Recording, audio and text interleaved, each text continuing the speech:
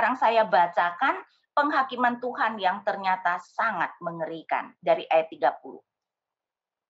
Sebab itu demikianlah firman Tuhan Allah Israel, sesungguhnya aku telah berjanji keluargamu dan kaummu akan hidup di hadapanku selamanya. Tetapi sekarang demikian firman Tuhan, jauhlah hal itu daripadaku, sebab siapa yang menghormati aku akan kuhormati, tetapi siapa yang menghina aku akan dipandang rendah. Sesungguhnya akan datang waktunya bahwa aku akan mematahkan tangan kekuatanmu dan tangan kekuatan kaummu, sehingga tidak ada seorang kakek dalam keluargamu. Maka engkau akan memandang dengan mata bermusuhan kepada segala kebaikan yang akan kulakukan kepada Israel, dan dalam keluargamu takkan ada seorang kakek untuk selamanya. Nah, nanti kita akan melihat ini tergenapi pada zaman Saul. Ayat 33, tetapi seorang daripadamu yang tidak kulenyapkan dari lingkungan mesbahmu akan membuat matamu rusak dan jiwamu merana, dan segala tambahan keluargamu akan mati oleh pedang lawan. Ya, jadi nanti kita akan melihat ketika berbicara tentang Saul, bagaimana Tuhan kemudian menghakimi keluarga Eli. Nah, kemudian kita melihat juga di ayat 34 dikatakan seperti ini. Inilah yang akan menjadi tanda bagimu, yakni apa yang akan terjadi kepada kedua anakmu itu, Hofni dan Pinahas, pada hari yang sama keduanya akan mati. Nah, nubuat Tuhan itu nanti baru akan terjadi berapa puluh tahun kemudian, ya, apa yang dikatakan di sini. Dan biasanya ketika tidak langsung terjadi, Tuhan itu memberi tanda supaya ketika tanda itu terjadi, mereka yakin bahwa nubuat yang masih memakan waktu yang lebih panjang itu juga akan terjadi. Dan tandanya adalah kedua anak Imam Eli, Hofni dan Pinehas akan mati pada hari yang sama. Oh Bapak Ibu, by the way, hati-hati ya, Pinehas itu juga adalah nama yang sama dengan cucu Harun. Dan Pinehas cucu Harun adalah imam yang sangat baik. Jadi hati-hati ya, ini adalah Pinehas yang berbeda. Nah, sekarang kita melihat selanjutnya, penghakiman ditegaskan di dalam pasal 3. Jadi Samuel yang kecil itu sekarang sudah berada bersama-sama dengan Eli, ya. Karena itu kita melihat pasal 3. Samuel yang muda itu menjadi pelayan Tuhan di bawah pengawasan Eli. Pada waktu itu firman Tuhan jarang, penglihatan pun tidak sering. Coba perhatikan, ditekankan penglihatan jarang. Tuhan itu jarang berbicara kepada hamba-hambanya, ya, termasuk tentu saja kepada Imam Eli. Nah, karena itu tidak mengherankan, pasal 3 saya yakin itu adalah cerita yang sudah kita ketahui, ya, di mana Samuel yang sekarang sudah berada di pengawasan Eli, suatu hari kemudian Tuhan memanggil dia. Dan setiap kali, 3 kali Tuhan memanggil dia, Samuel berpikir Eli yang memanggil dia. Karena itu kita bacakan misalnya ayat 4, lalu Tuhan memanggil Samuel, Samuel, dan ia menjawab, ya Bapa, lalu berlarilah ia kepada Eli serta katanya, ya Bapa, bukankah Bapa memanggil aku? Saudara bayangkan sampai 3 kali Eli itu tidak sadar kalau Tuhan yang memanggil Samuel. Kenapa? Karena apa yang dikatakan di ayat 1, yaitu apa? Pada masa itu firman Tuhan jarang, penglihatan tidak sering. Tuhan mungkin tidak pernah, atau mungkin hanya pernah 1-2 kali, dan udah lama sekali tidak pernah berbicara kepada Eli. Jadi Eli itu sampai tidak sadar kalau Tuhan yang memanggil Samuel. Setelah 3 kali, saya bacakan ayat 8. Dan Tuhan memanggil Samuel sekali lagi untuk ketiga kalinya. Ia pun bangunlah lalu pergi mendapatkan Eli serta katanya, ya Bapa, bukankah Bapa memanggil aku? Lalu mengertilah Eli bahwa Tuhanlah yang memanggil anak itu. Jadi saudara bisa mengerti nggak kenapa perlu sampai 3 kali Eli baru sadar? Karena memang firman Tuhan sudah jarang, dia itu nggak pernah ingat lagi kali kalau Tuhan itu ternyata bisa berbicara langsung kepada hambanya. Nah, karena itu sekali ini ya Eli menyuruh Samuel untuk menjawab kalau Tuhan memanggil, yaitu kalau saya bacakan ayat 9, sebab itu berkatalah Eli kepada Samuel, pergilah tidur dan apabila ia memanggil engkau, katakanlah berbicaralah Tuhan, sebab hambamu itu mendengar. Maka pergilah Samuel dan tidurlah ia di tempat tidurnya, dan betul, lalu datanglah Tuhan berdiri di sana dan memanggil seperti yang sudah-sudah, Samuel, Samuel.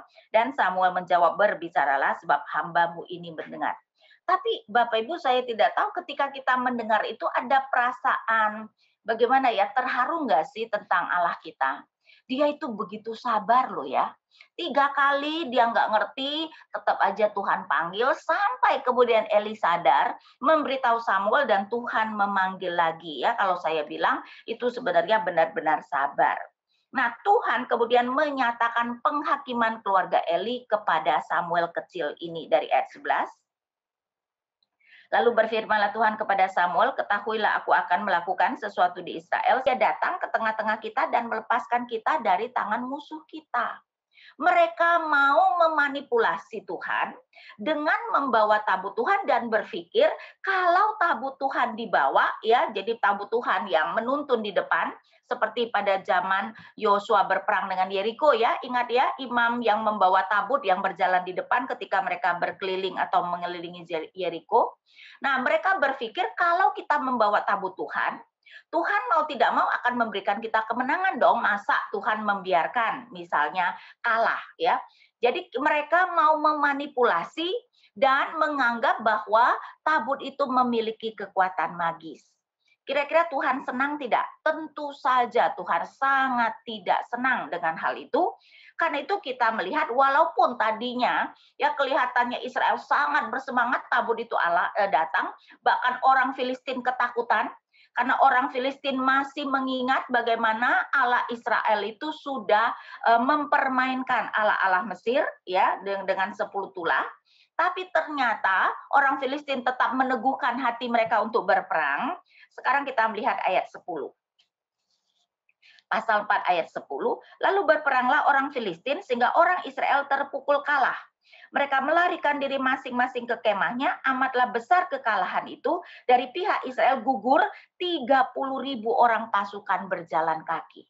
Saudara-saudara, tadi tanpa tabut yang gugur 4.000, sekarang dengan tabut 7,5 kali lipat ya, sekarang 30.000 orang yang mati. Bayangkan, dan ini menunjukkan Tuhan sangat murka bahwa umat Allah memanipulasi dan menganggap bahwa tabutnya memiliki kekuatan magis ya. Tetapi yang sangat penting itu adalah ayat 11, lagi pula tabut Allah dirampas dan kedua anak Eli, Hofni dan Pinehas tewas. Ingat tanda yang tadi Tuhan katakan, saya bacakan lagi 1 Samuel 2 ayat 20 pasal 2, bukan ayat 23 seperti dalam catatan, ayat 34 ya. Inilah yang akan menjadi tanda bagimu, yakni apa yang akan terjadi kepada kedua anakmu itu, Hofni dan Pinehas, pada hari yang sama keduanya akan mati ya. Jadi saudara-saudara, itu bukan 2, 3 tapi 3, 4, kelihatan waktu ngetik jarinya itu berbeda satu ini ya, satu slot. Ya sehingga kita melihat akhirnya apa yang Tuhan katakan akan terjadi itu terjadi. Nah, di sini kita bisa melihat sesuatu yang sangat menarik loh, ya, saudara-saudara. Bagi orang Filistin dan mungkin bagi orang Israel yang tidak mempunyai doktrin Allah yang baik, Allah mereka sudah kalah. Kalah dengan memilukan 30.000 tentara Israel mati. Tapi sebenarnya walaupun secara kasat mata kelihatan bahwa Allah Israel kalah, tetapi sebenarnya Allah menggenapi apa yang dia katakan akan lakukan, yaitu apa? Hofni dan Pinehas mati pada hari yang sama. Kan itu saudara-saudara, kadang-kadang di dalam kehidupan kita sepertinya Allah kehilangan kendali. Allah tidak mengontrol apa yang terjadi, tapi sebenarnya Allah sedang menggenapi rencananya ya. Jadi walaupun mungkin pandemi itu sepertinya Allah itu tidak berkuasa, kita sekarang orang-orang Kristen bahkan tidak bisa beribadah, di mana sih kuasa Allah?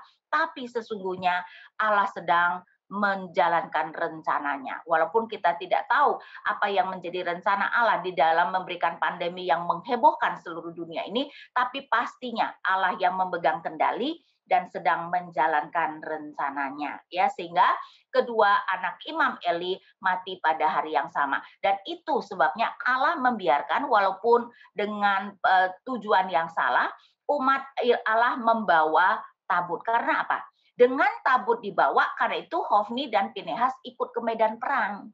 karena mereka perlu mengusung tabut. Kalau tabut tidak dibawa, Hofni dan Pinehas tidak akan ikut perang, mereka tidak akan mati, ya, sehingga kita melihat tanda itu tergenapi. Tapi ternyata bukan soal keluarga Eli, bukan cuma 2 orang itu yang mati.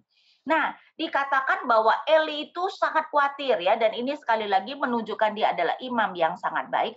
Dia itu sangat khawatir tentang apa yang akan terjadi pada tabut. Karena itu saya bacakan, ya, saya bacakan dari ayat 12.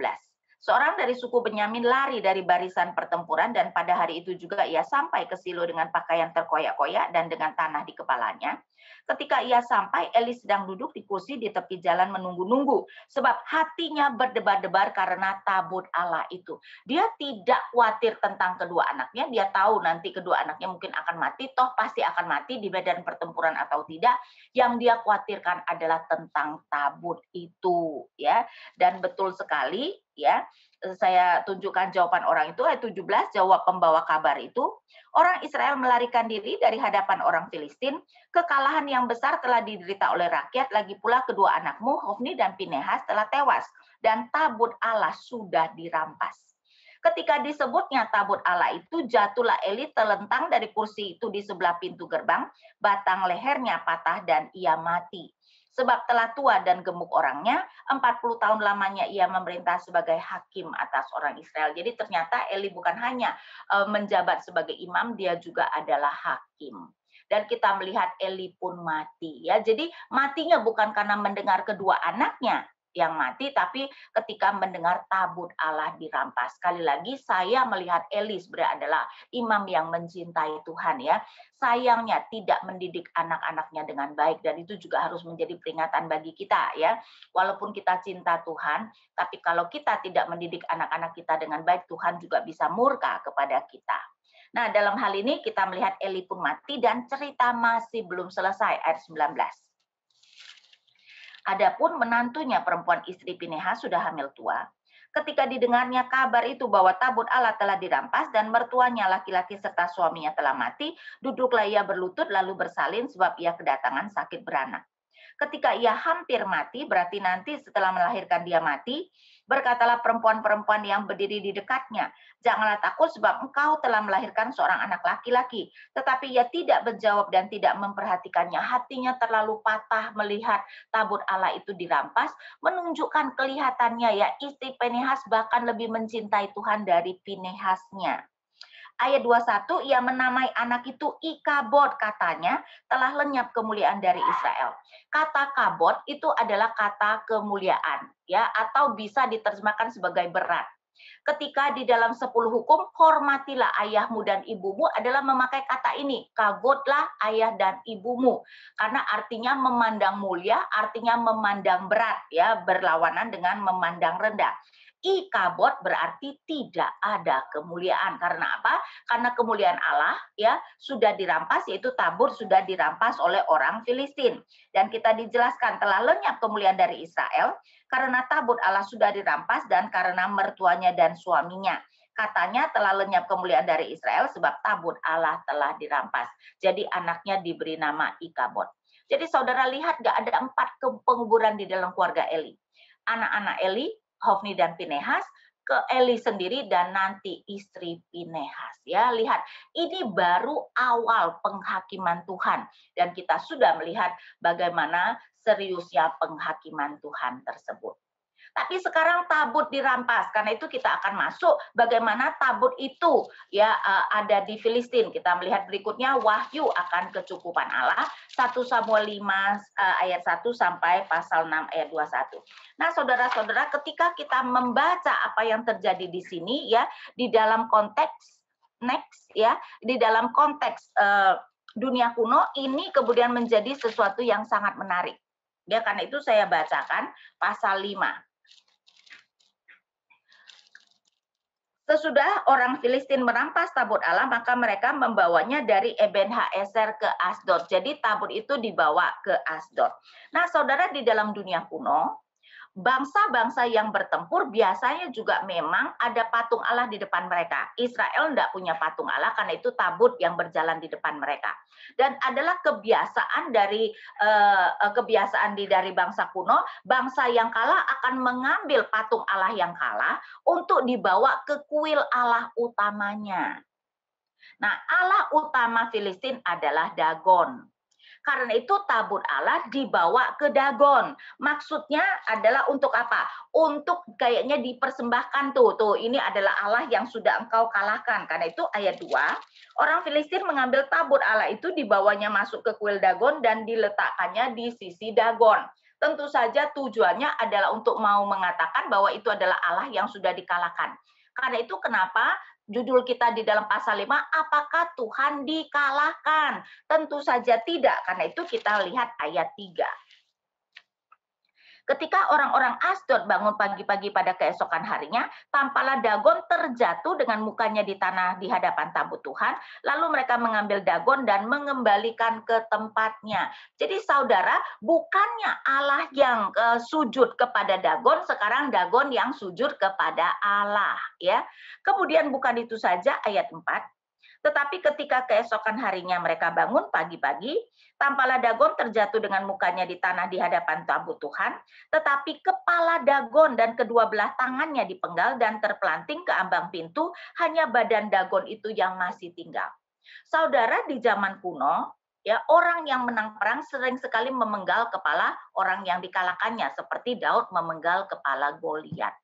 Jadi mau menggambarkan Allah itu memenggal kepala Dagon, bahkan kedua tangannya. Mau menyatakan Allah menang mutlak terhadap Dagon. Ya, sehingga apakah Tuhan dikalahkan? Jelas tidak. Karena Dagon yang tersungkur di hadapan tabut Tuhan, bahkan kepalanya dipenggal. Nah, kalau dalam hal ini kita bisa melihat ya, dikatakan itulah sebabnya para imam Dagon dan semua orang yang masuk ke dalam kuil Dagon tidak menginjak ambang pintu rumah Dagon di Asdod sampai hari itu ya, gara-gara tangan Dagon itu memegang ambang pintu, jadi mereka itu akan melangkahi. Tapi juga ada sesuatu yang menarik. Penulis itu sering sekali kalau menuliskan sesuatu itu secara ironi ya, karena ingat ayat 3, saya bacakan lagi ya. Ketika orang-orang Asdod bangun pagi-pagi pada keesokan harinya, tampaklah Dagon terjatuh dengan mukanya di tanah di hadapan tabut Tuhan. Lalu mereka mengambil Dagon dan mengembalikan ke tempatnya. Coba, Alkitab mau mengatakan Allah yang jatuh aja tidak bisa bangun sendiri. Ya, harus kemudian penyembahnya yang membangunkan dia ya, dan tentu saja ini adalah mau mengejek bahwa itu bukanlah Allah. Ya. Nah, kemudian apa yang terjadi? Kita melihat dari ayat 6. Tangan Tuhan menekan orang Asdod itu dengan berat. Ingat tadi saya mengatakan kata berat itu juga adalah terjemahan dari kavod. Sehingga kelihatannya ada permainan kata. Tangan Tuhan menekan orang-orang Asdod itu dengan kavod. Dan dia membingungkan mereka. Ia menghajar mereka dengan borok-borok. Baik Asdod maupun daerahnya. Jadi kita melihat kemuliaan, yaitu kavod Allah pergi dari Israel, sekarang ada di Filistin, dan sekarang tangan Allah menekan mereka dengan kavod. Ya, bukan hanya pasal 5 ayat 6, ayat 11 juga saya tunjukkan. Sebab itu mereka memanggil berkumpul semua raja kota orang Filistin dan berkata, antarkanlah tabut Allah Israel itu, biarlah itu kembali ke tempatnya supaya jangan dimatikannya kita dan bangsa kita. Sebab di seluruh kota itu ada kegemparan maut, tangan Allah menekan orang-orang di sana dengan sangat berat, dengan sangat kavod. Nah, apa yang terjadi adalah ternyata dimanapun tabut itu ada, Tuhan memberikan tulah dengan kavod ya, dengan berat kepada orang-orang kota tersebut. Saudara, Filistin itu terkenal dengan 5 kota besarnya. Walaupun di pasal 5 kita cuma diceritakan 3 kota ya, jadi tabut itu pindah dari Asdod, dan kemudian dari Asdod kita melihat bahwa dipindahkan ke Gad ayat 8. Sebab itu mereka memanggil berkumpul kepadanya semua raja kota orang Filistin dan berkata, apakah yang akan kita lakukan dengan tabut Allah Israel itu? Lalu kata mereka tabut Allah Israel harus dipindahkan ke Gad. Jadi ketika satu tempat sudah tidak tahan dengan tulah Allah, mereka pindahkan ke kota Filistin yang lain. Jadi dari Asdod ke Gad. Nah dari Gad kemudian nggak tahan lagi, dipindahkan ke Ekron. Ya, saya bacakan ayat 9, tetapi setelah mereka memindahkannya, maka tangan Tuhan mendatangkan kegemparan yang sangat besar atas kota itu, yang menghajar orang-orang kota itu, anak-anak dan orang dewasa, sehingga timbul borok-borok pada mereka. Ayat 10, lalu mereka mengantarkan tabut Allah itu ke Ekron. Tetapi sesampai tabut Allah itu di Ekron, berteriaklah orang Ekron itu demikian, mengapa mereka memindahkan tabut Allah Israel itu kepada kita untuk mematikan kita dan bangsa kita. Jadi akhirnya kota ketiga sudah ketakutan.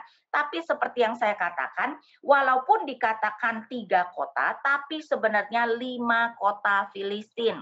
Karena di pasal 6 kita membaca bahwa persembahan yang mereka berikan yaitu borok emas berupa 5 buah dan tikus berupa 5 buah. Dan jadi berarti sebenarnya tulah yang Tuhan berikan bukan hanya borok. Tuhan juga menyerang tanah mereka dengan tikus-tikus. Karena itu orang Filistin kemudian membuat 5 tikus emas melambangkan 5 kota Filistin, ya, dan 5 borok emas untuk dipersembahkan kepada Tuhan, ya, sehingga kita melihat apakah Tuhan dikalahkan? Jelas tidak. Nah, kemudian kita melihat pasal 6, apakah Allah yang bertanggung jawab? Maksudnya apakah Allah yang bertanggung jawab atas tulah-tulah tersebut? Di mana di sini kita melihat bahwa orang-orang Filistin itu kayaknya satu pihak percaya itu adalah dari Tuhan, tapi kok berpikir kok masa sih sampai begitu hebat, sampai Allah-Allah mereka, Allah orang Filistin tidak berdaya, karena itu percaya tapi tidak percaya. Karena itu sekarang mereka mau menguji apakah betul Allah yang melakukannya itu. Karena itu kita melihat pasal 6, apakah Allah yang bertanggung jawab. Ya, saya bacakan dari pasal 6 dari ayat 1. Setelah 7 bulan lamanya tabut Tuhan itu ada di daerah orang Filistin, maka orang Israel itu memanggil para imam dan para petenung lalu berkata kepada mereka, apakah yang harus kami lakukan dengan tabut Tuhan itu? Beritahukanlah kepada kami bagaimana kami harus mengantarnya kembali ke tempatnya. Jadi akhirnya mereka memanggil, tentu saja imam mereka ya, bukan imam Israel, tidak tahan. Sudah 7 bulan. 7 bulan 5 kota, berarti satu kota hampir 1,5 bulan. Lumayan juga ya, kena tulah selama 1,5 bulan. Ayat 3, lalu kata mereka, apabila kamu mengantarkan tabut Allah Israel itu, maka janganlah kamu mengantarkannya dengan tangan hampa. Melainkan haruslah kamu membayar tebusan salah kepadanya, maka kamu akan menjadi sembuh dan kamu akan mengetahui mengapa tabutnya tidak undur daripadamu. Ya, dan akhirnya kita melihat ayat 4, sesudah itu bertanyalah mereka apakah tebusan salah yang harus kami bayar kepadanya. Jawab mereka, menurut jumlah raja-raja kota orang Filistin, 5 borok emas dan 5 tikus emas. Ya, seperti saya katakan, itu berarti Allah itu menekan dengan kafur kepada 5 kota Filistin. Sebab itulah tulah yang sama menimpa kamu sekalian dan raja-raja kotamu. Nah, dunia kuno sering sekali satu kota itu sendiri adalah kerajaan dan ada rajanya. Karena itu kenapa ada 5 raja Filistin, ya. Jadi 5 kota dengan 5 rajanya. Ayat 5. Jadi buatlah gambar borok-borokmu dan gambar tikus yang merusak tanahmu dan sampaikanlah hormatmu kepada Allah Israel. Perhatikan, mungkin dia akan mengangkat daripadamu, daripada Allahmu dan daripada tanahmu, tangannya yang menekan dengan berat. Sekali lagi kata kafut muncul, dan ternyata dikatakan Tuhan itu menyerang orang Filistin, ya, dikatakan dari mungkin dia akan mengangkat daripadamu, kemudian daripada Allahmu, berarti Allah-Allah Filistin, dan daripada tanahmu. Saudara lihat gak? Manusianya, penduduknya, tanahnya, Allahnya, Tuhan serang semua, ya. Tidak mengherankan mereka kemudian tidak tahan.